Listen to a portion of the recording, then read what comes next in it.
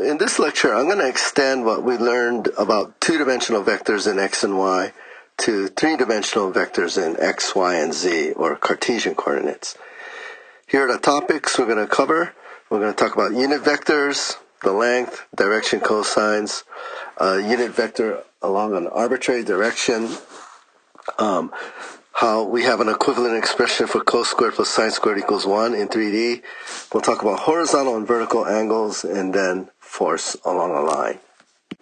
So first we start with unit vectors, and when I'm writing them by hand, I'll put little hats like that for unit vectors I and j and x and y. So it makes sense that the unit vector for z would be the next letter k.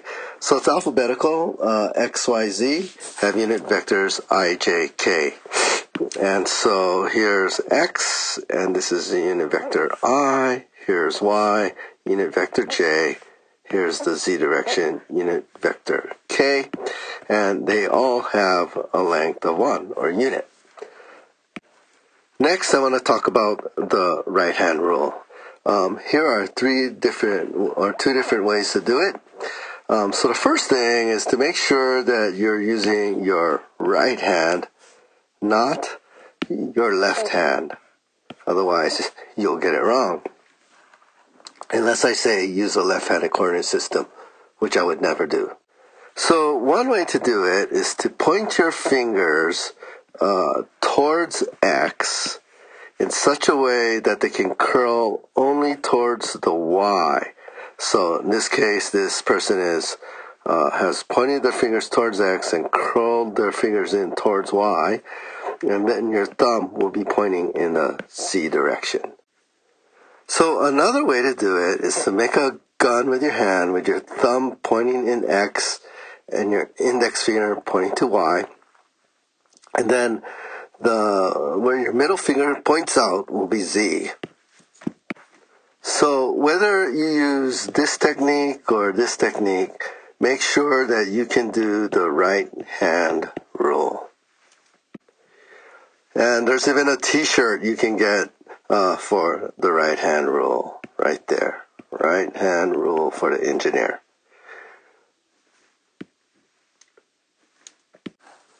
So the next topic is Pythagoras theorem. And so we all know that in 2D, r squared is x squared plus y squared.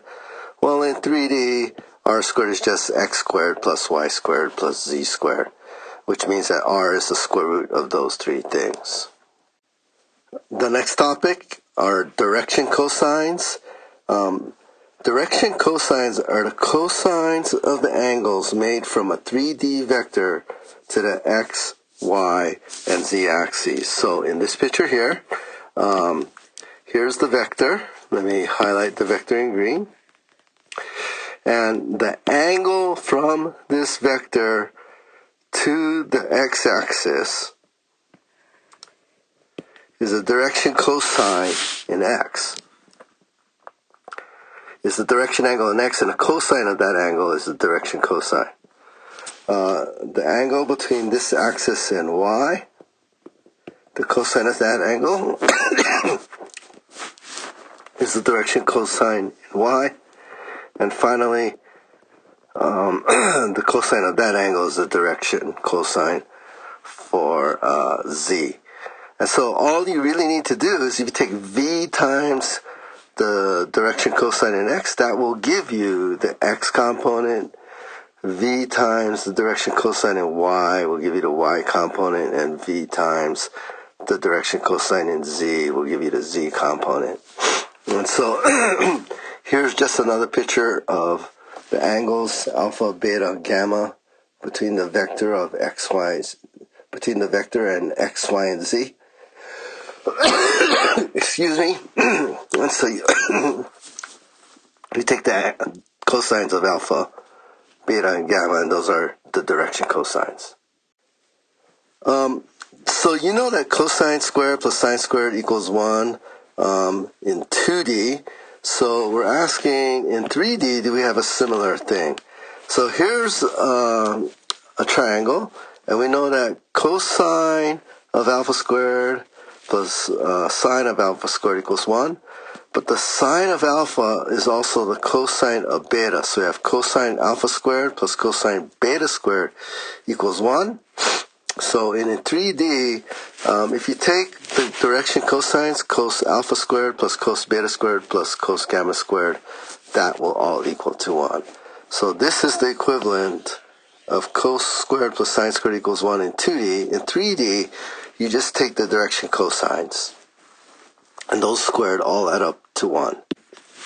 So another way to do coordinates in 3D instead of x, y, and z are to use horizontal and vertical angles. So the horizontal angle measured from north is called azimuth, and the angle vertical from the horizon up to your object is either called altitude or elevation. And then, of course, you need to know the length of your vector to position a vector. So a quick note on this word, azimuth. In the textbook, Hibbeler calls the angle downward from z, so vertical down to the line azimuth. But as we saw in the pictures above, astronomers call the horizontal angle azimuth. And so if you're taking surveying, it's also the horizontal angle. This reminds me of when I was at the University of Hawaii taking a surveying class. My surveying professor was Dr. Narendra Saxena. And one day we're out in the field and I was mimicking his accent. And I said, we must determine the azimuth. And I turned around, he was right there. I was just such a punk when I was a student. He was the nicest guy, and I have never forgotten after that that the azimuth is the horizontal angle. Dr. Saxena has since passed away, and he was really the best surveying professor ever. Okay, so now I want to talk about how to create a unit vector. So let's start off with something we know. We know that 5 divided by 5 is 1, right? Or if you have any variable r divided by r, that's 1. So if you take a vector r and divide it by the length of that vector, which is a scalar, the length will be 1, right? Like 5 divided by 5 is 1. So the length is 1, but you preserve the direction. And so if you want to get a unit vector in the direction of r, this is what you do. The unit vector in the direction of r is the vector r divided by the length of the vector r. We will use this over and over, so you need to understand this concept. For example, you'll be asked to find the vector of a force with magnitude f along the direction of a vector r. So the magnitude is f, and the direction, the unit vector in the r direction is, remember, the vector r divided by the length of r. And so finally, we're going to talk about position vectors. So a position vector just goes from the origin to the vector. So here I have these coordinate axes I'm drawing. There's 0, 0. And so if that's point A, that vector there is RA. If that's point B, that vector there is RB. But sometimes we want to know the vector from A to B. Okay? So that's the vector from A to B. Okay, so you know that RA plus the vector RAB equals the vector RB, right? So all I did was took that vector head to tail, and that should all add up to this vector. So RA plus RAB equals RB.